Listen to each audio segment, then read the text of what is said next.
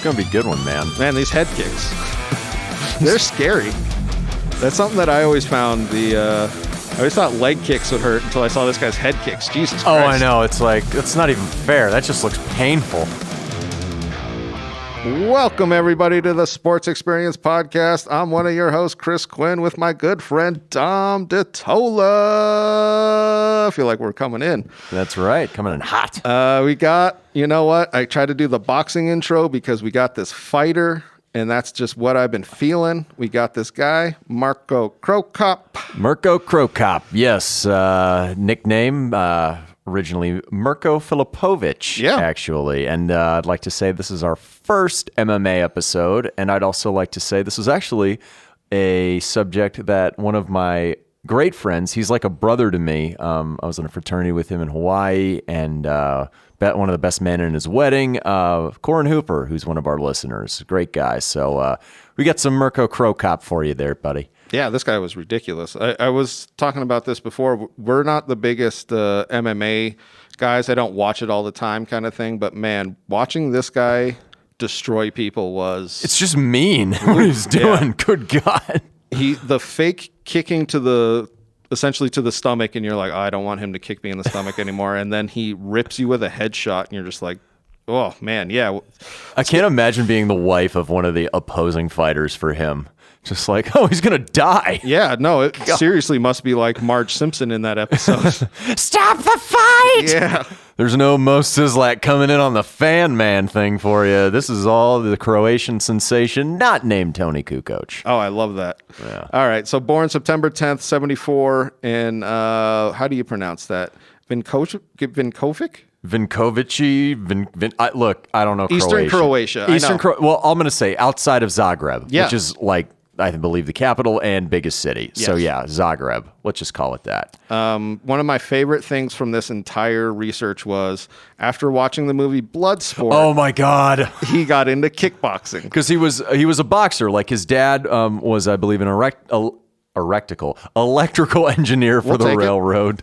And he built like a makeshift punching bag in the garage, gave him some like train track pieces to lift with. Like he's going full Rocky in Rocky 4 in his garage. Yeah, you think that all those scenes about when Rocky goes to Russia are like, that's a little bullshit. You're like, no, that was completely accurate. Yeah, for this guy at least. But no, like it was cool because I was reading about kind of how he got started, and when you mentioned Bloodsport, and I had read that and laughed because I thought I'd be a great kickboxer because I love Bloodsport. Oh, so much. I mean, Stan Bush's Fight to Survive, Kumite, and then I realized, oh, I like baseball. That suits me a lot more than this.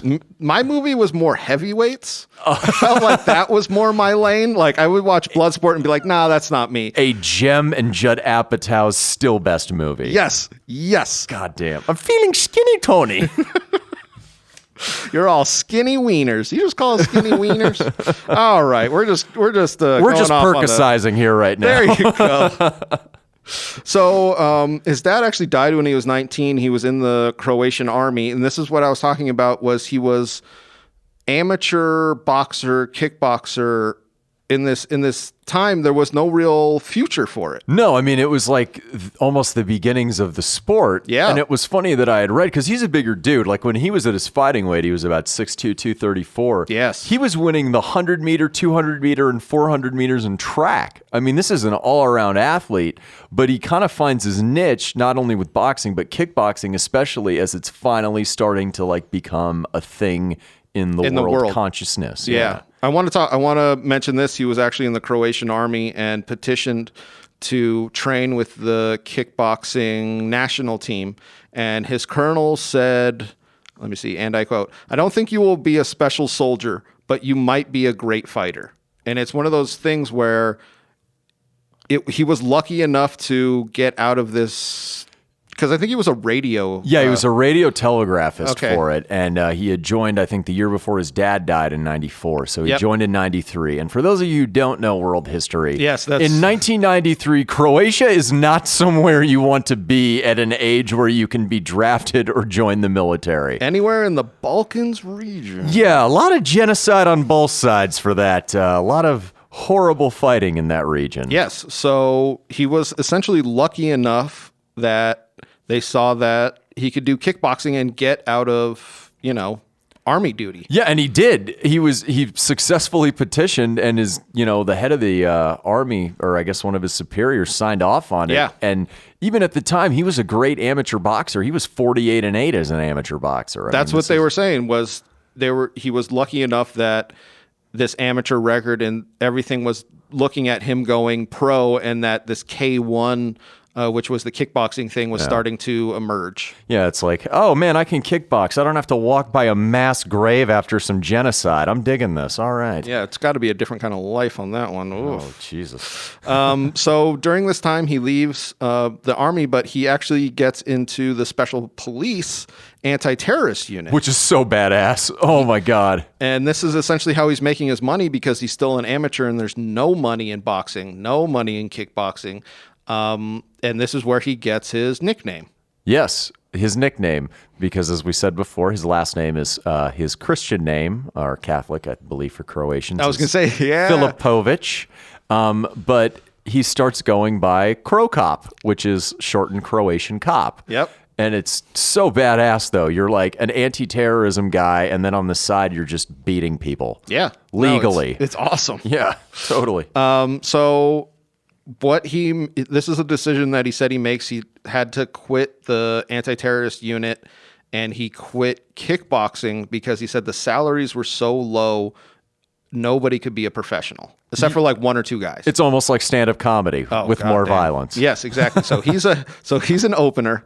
Yeah, he's an opener. He's like, "Hey, everybody, are you here to laugh? Welcome to Laughs on Friday night." And he plays with his suspenders. He's like, "Woo, you ready to laugh?" And they got to be rainbow suspenders. Too. I didn't even have to bring that up because you already knew it. You already knew. So he makes this decision to go to MMA because this is right when MMA makes its emergence, and late 90s, early 2000s, yeah. And the money starts coming in, and it's not even that much money, but it's money enough to where they can like survive. Yeah, because you have to fight to survive, just like in the Kumite, Bloodsport, JCVD. He's bringing it all the way back. I'm getting hard at the way he does the splits.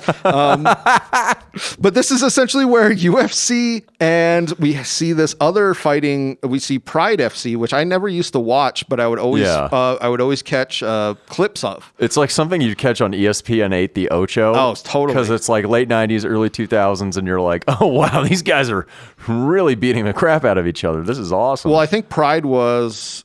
it's like kickboxing almost, right? Well, it had... the rules like UFC, but it had a boxing ring, and I think it was in Japan. Yeah, it wasn't like in a cage. It was just like a boxing ring. And it was different than UFC, but they tried to keep it kind of similar in that takedowns and all this shit. But we see Cro Cop actually changing some rules, and I'll get into that a little bit later. So his first Pride FC fight, he comes in, and he's like just wrecking people. Yeah. I mean, his first 9 fights, he's undefeated. Yeah. I mean, he's 7-0-2. And I think one of the fights in this, and I tried to mark it, I'm trying to look at my shit, but he knocks down, this wrestler tries to wrestle him. He essentially knocks him down, and the wrestler goes down to all fours, and Cro Cop does a soccer kick to the guy's fucking head. And it's scary. The ref hops in immediately, like, I don't want to see another one of those. And then UFC and Pride are like, okay, nobody's allowed to do soccer kicks to the head anymore. So if a guy's prone, that's why you're not allowed to kick him like that, because of Cro Cop. It's like Ace Ventura at the beginning with the package. He's like, we're going downtown. Oh, it's 100%. And it was scary. That's something about his kicks was, one of the best quotes was, the right leg would send you to the hospital. The left leg would send you to the morgue. Which is like so bad. I mean, that's what he was. No, it's just a massive Croatian anti-terrorism person just laying the wood to you. Yes. And I think that helps, is that, to his credit, while he was always a great sprawler and can defend wrestling moves, you do not want to try and beat this guy on your feet with his boxing and kickboxing background. No, exactly. You just don't want to do that. He catches you with those kicks, and it's wonderful. If you ever go back and watch some of his highlights, he is very, very precise with his kicks. Yeah. So he's undefeated. He wants this title shot that he feels like he deserves against Fedor Emelianenko. Yeah, Fedor Emelianenko. Emelianenko. And Fedor has contract disputes with Pride, and they do like an interim belt. Yeah.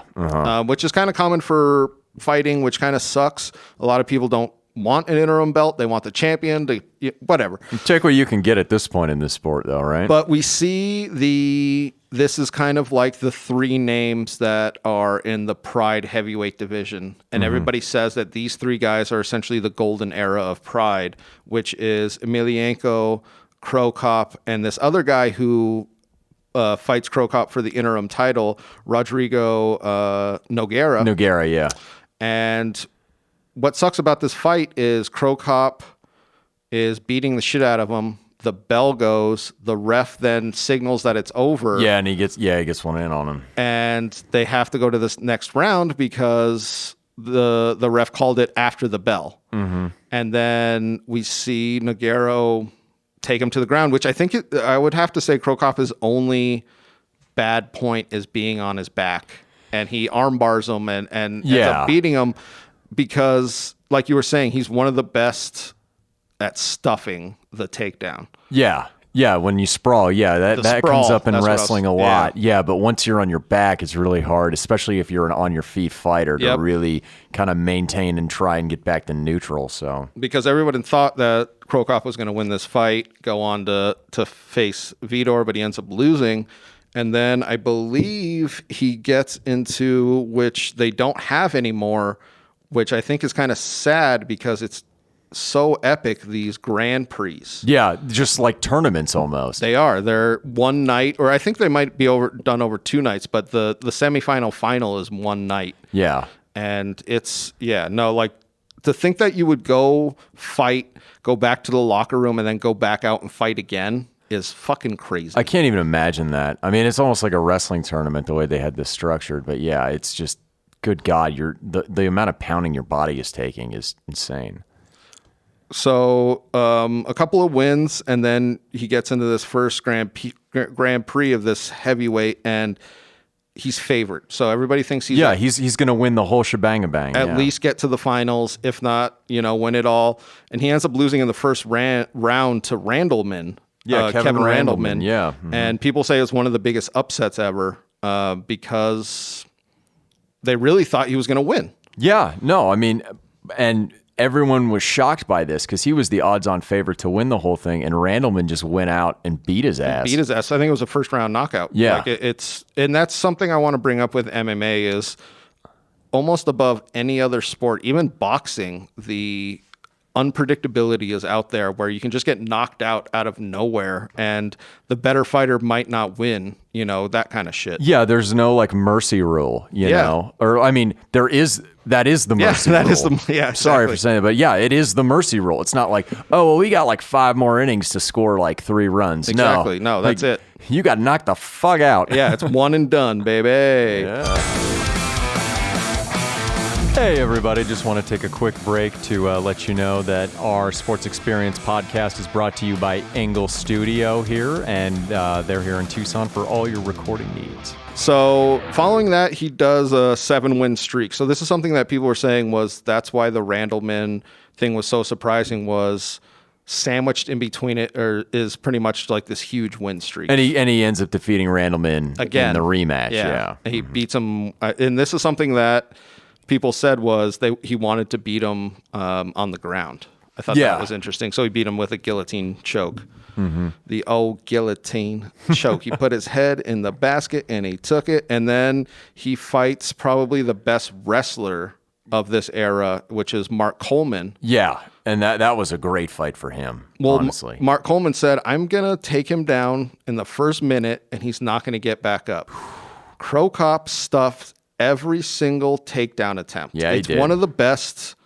Like, if you watch it, you're just like, God damn it. That's like, I love when somebody, like a teamer's like, we're going to come out and beat you or whatever happens, somebody says is going to happen, and then the exact opposite happens. I'm sure Cro Cop was like, fuck around and find out. Exactly. Like, I bet he just flat out practiced stuffing him, and it's... Well, I mean, and that's one of your main defenses in wrestling, as far as if someone's going to the ground on you and tries to shoot at your legs and shit, is if you have a quality sprawl, man, you are just going to keep stuffing. Yeah. And his stand-up game is so great that he'll never want to go to the ground. No, that's why never. I love it. Yeah, he'll kill you while you're on your feet. Literally, that's what's so fucking scary. Yeah, but he does beat Mark Coleman, wins in the first round, and because he was a former heavyweight champ, Coleman. I mean, this is what I found so interesting. So I think it was 3 fights in a row he beat 3 former UFC champions, and he said, when am I going to get a title fight? You know, because he's just like laying down all these names in the sport. Yeah, all the people that helped grow UFC, for sure, yeah. So this is still Pride era of his... but he keeps wanting Fedor. But he keeps wanting him. Yes. So he gets him. Yeah. That's what I was trying to look for in my notes. I was like, this is next, right? He gets the Fedor fight. And I think these fights were 4 5-minute rounds. And everybody thought after the first round, Cro Cop was going to take it. Yeah. Like, if you watch that fight, he is dominating first round. And then Fedor just flat out outperforms him. Like, he out-wrestles him. He out-boxes him. Like, I feel like... But it goes the distance. It goes the distance. I feel like Cro Cop kind of gets tired in this, but is such a warrior that it goes the distance, and Fedor ends up winning. Yeah, I mean, it was even though he lost, it was the fight of the year by MMAfighting.com and the fight of the decade by Sports Illustrated. I was going to say August 18, 2005. They label this 2005. Yeah, because it's so technical. They're both. It's a great fight. I watched a ton of highlights from it. It's great. Yeah. Two people at the top of their game. That's exactly, and that's what Cro Cop said. I think he had a quote after this that there was no shame in losing a fight like this because you're just like, yeah, I mean, it had to go one way or another, and it just didn't break your way, unfortunately. Exactly, and that's what people were sad because the way it started, it looked like he was just gonna roll him over for the belt, and then this is what fighting is. It just, he turned the tables on him. So then we get into his 32nd birthday. Yes, his 32nd birthday. Which is probably the greatest. He said it was like the greatest night of his life. Yeah. So we get back into these Grand Prix. Yeah, the 2006, I believe, Grand Prix. Yes. Like we were saying, so it's heavyweight division. So the weight range is a little bit bigger. Yeah. Some guys are fucking like 30, 40 pounds over him. Some guys are like 20 pounds under him. Like it's a wide range. And he's just wrecking them. Oh, he's clobbering them. So this is where he, like we were saying with the other Grand Prix, people were putting him as the favorite. Him and Wanderlei Silva were the favorites because I feel like Wanderlei might have been taking horse steroids at this point. Possibly. Because he looks fucking crazy. Oh, he's yoked and he looks not of this planet. Yes, exactly. And I don't think Cro Cop was taking stuff in this era, but this was the era of MMA fighters taking them. So, I mean, it's hard to say what anybody was doing because it felt like everybody was fucking taking them. But so he meets Wanderlei in the semis, and people say it was one of the, if not his best win. It was Luther Vandross' one shining moment is what it was. Exactly. So he just put it all together. In this time, Wanderlei's the middleweight champion, and I think he's like 2 years undefeated. Oh, so geez. Everybody was talking about, even though he was like a little bit undersized compared, that Cro Cop shouldn't beat him. And Cro Cop went out there with one of the best head kicks. Again, one of these damn head kicks. And it's like straight up shin to the temple. You know? It would have made JCVD very proud. Ooh, I love that. Like, it would have spawned another Bloodsport movie. And, dude, we should write a Bloodsport, but with Cro Cop. Oh, my God, let's do it. Cro Cop versus, Dolph Lundgren. Let me get his Zagreb mailing address. It is happening. Mount Natoni, Montana, cocaine, script written in a day. Bloodsport 2, Electric Boogaloo. Please, Jesus. So he beats Wanderlei Silva and then goes on to the finals against Josh Barnett, who was not, I think he was something like 30 pounds heavier than him, but everybody saw that like the real fight was Wanderlei and him because Cro Cop pretty much just dispatched him super quick. But you see that with the Grand Prix and kind of why they stopped was guys could not do multiple fights in a night. Yeah, you got to have some juice for these. And I mean, even for the viewers too, because like you don't want everyone to, blow their load in the semifinal and just have a final of two, punch drunk guys as opposed to just training for this one moment. Exactly, because a lot of these guys get cut and then they have a cut going into the final fight. And then because they're smart fighters, they immediately open that cut. Like it's not. That's why the Grand Prix, you don't see them anymore. But this is when I was kind of watching MMA. This was something I always thought was just ridiculously awesome. The winners of the Grand Prix. And he had, he was excited. It was his birthday. He said he fought for his late father. I mean, it was just like probably the career-defining moment for him. Yeah, definitely. I would agree, because we see his kind of career sputter after this. It's kind of up and down. It's up and down. But he's an older guy. What is he? Probably 32 at this 33 at this point. Well, this was his 32nd birthday, and a lot of people were saying like that's the end of fighters' prime. Yeah, like that's kind of where they hit it, and then he goes to UFC. And this is where the money starts coming in, and a lot of people thought he should have got a title shot right off the bat. Yeah. But it doesn't end up happening, even though he wins 6 of his first 7 fights. He does have that one in it was September 21st, 2007 against Gabriel Gonzaga. Yep.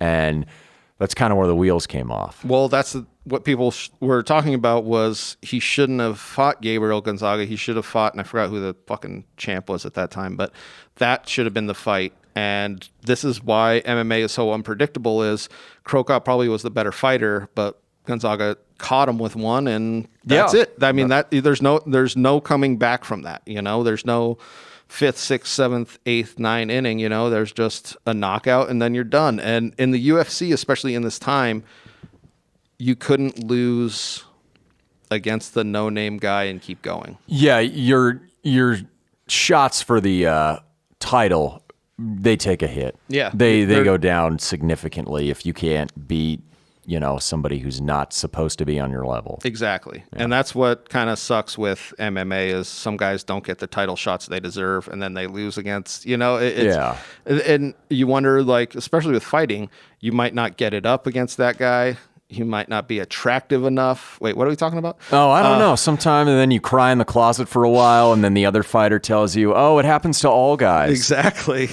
But it's true, because you might want this other fight, and then you're like, "Fuck this fight," But I don't know. That's what sucks with that. Just to Chris tangent it.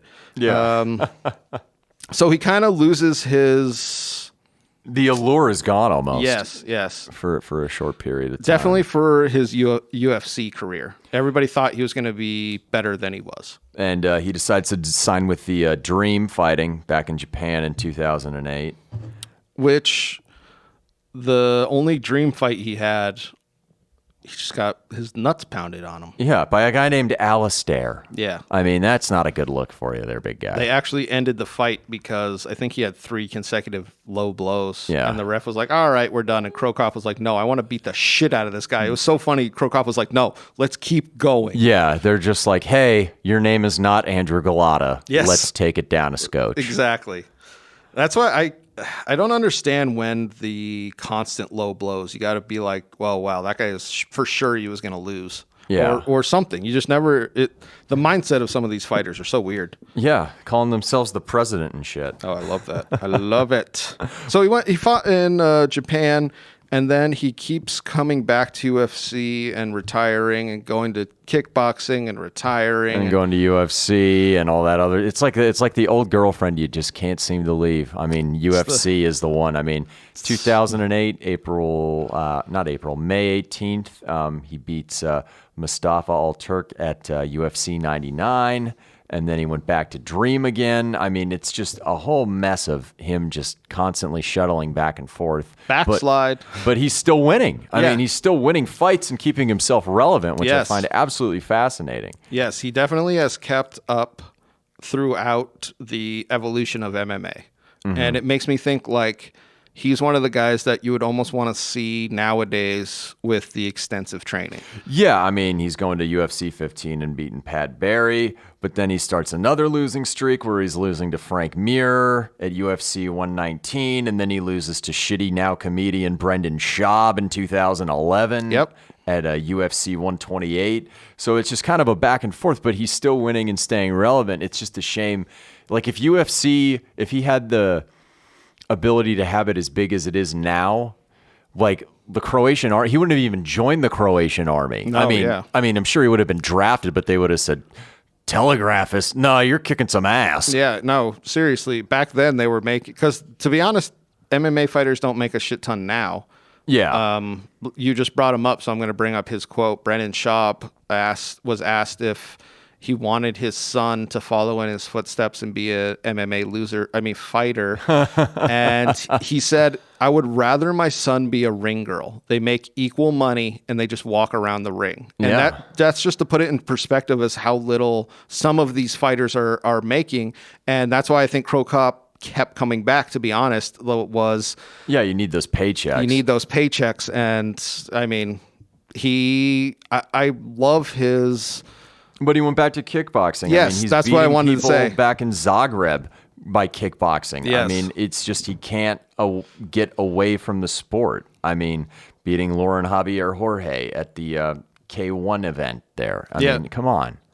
He's known as one of the greatest kickboxers of his era, and then translates that to one of the greatest MMA fighters. Yeah, because I mean, all of these fighters usually have one, if not two, like original backgrounds, which leads them to it. Yep. You know, whether it's wrestling or kickboxing or boxing or jiu-jitsu or judo, stuff like that. Like they'll have like one thing under their belt, and then they'll try and get all the other pieces coming into it. Yeah, which I think why he was so successful. Unfortunately, he didn't necessarily win any belts, but why he was so successful was he was one of the best kickboxers, and like you said, one of the best at sprawling. And that's pretty much all you need. Like, if you're not going to put him on the ground, he's just going to stand and kick the shit out of you. But like, he's still fighting into the mid 2010s. Yep. I mean, and he's like avenging losses. Like, he got a shot at Gonzaga in 2015, and he beats the shit out of him there. I wanted to bring that up. And then he tested positive for HGH, I think, in 2016. Yeah, 2015, yeah. 15? Okay, yeah. And then he got the 2-year ban, but then he had lost a previous fight to Roy Nelson, and that was his last fight ever, actually, in 2019. He avenges his loss and beats Nelson on February 16th, 2019. The problem is he had a stroke. Mm-hmm. After the fight, and that pretty much ended it. I was going to say, which resulted from the fight, kind of is what they were. Yeah, they said if he got punched in the head again, he could possibly be paralyzed. Yes. And that's the whole crappiest part about it, is the fact that he would probably still be fighting right now. Yes, because into his late 40s. UFC is having all these events, and they're bringing back guys like that. He 100% would have been on one of these cards. Yeah, he would have been on the undercard, but still, yeah, he's a draw. Yeah. He's an entertaining person to watch. It's like when they had that how they're setting up that Tyson fight. Yes, exactly. The Tyson exhibition. They had that. But But he's less. I would say he's less of an exhibition, and like you were saying, would fight one of these older fighters like I don't think Wanderlei does it anymore because he can't get the roids, but the other guys, you know what I mean? Bro, you know who he needs to fight? And I'm saying it right now, and let's make it happen. Herschel Walker. Oh, man. I don't know if Herschel's probably got about 10 years on him. I was just going to say, is Herschel that much his senior? I think so. Yeah. No. Herschel was probably early 60s. So, yeah. So it's probably 10 to 12 years on him. I want this to happen and just have an old man brawl. All right, so we need to start preparing our Cro Cop presentation. Yes. Bloodsport 2. The fucking the match with, not a rematch, the match with Herschel so Walker. Good at PowerPoint, dude. I am making this happen. Listen to us, please, Cro Cop. But 38-11-2 for his career, which is a damn fine record for somebody that starts late. Yeah. You know, I mean, not coming up too soon. But he's had quite the successful career in public service, I'll say that. Yeah, I thought that was interesting. He constantly has been involved with public service in Croatia. Yeah, including from 2003 to 2008, he was a member of Croatian Parliament. Yes. And it was funny, actually, one of his fights, I believe in 2016, he ended up getting held up in Canada for some of the work that he did for his anti-terrorism unit. Yeah. Which I find outstanding. We're going to have to hold you here, hey? I don't know what you were doing back there in the Balkans, but maybe some shady type of stuff. Yeah, we're going to have to look into the war crimes. Yeah. The what? The war crimes? Yeah, waterboarding them terrorists, eh? Yeah. No, he didn't do that. No, but you're right. He was constantly a public servant, constantly just a ridiculously good MMA fighter. Yeah. Got to give it up to him. Got to give it up to Mirko Cro Cop. Hey, everybody. This is just a stock message at the end of every episode.